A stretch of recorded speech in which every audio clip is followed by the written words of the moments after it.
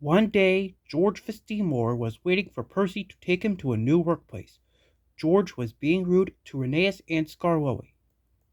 Replied Scarloey, retorted George.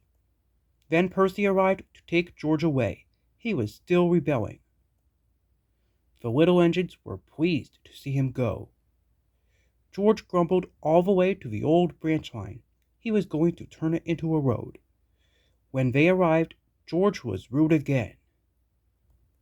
Said Percy, huffed George. Percy was still fuming when he met Thomas. Puffed Thomas. George was now enjoying himself. He chortled. Thomas took no notice.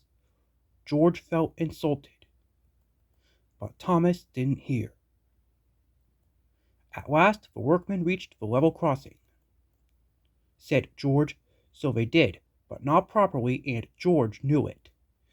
Later, Thomas was traveling home on the same line. He was pulling freight cars filled with vegetables. The signalman had forgotten to warn his driver about the crossing. Said Thomas happily. Called his driver, but it was too late.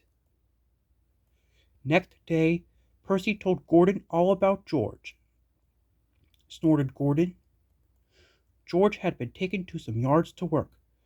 Duck arrived with a train of empty freight cars. George was blocking his way and a car was stuck on the main line. Demanded Duck. Replied George. Said George.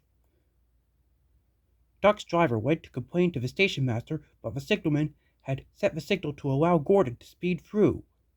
His passengers were singing his praises, and he was making express time.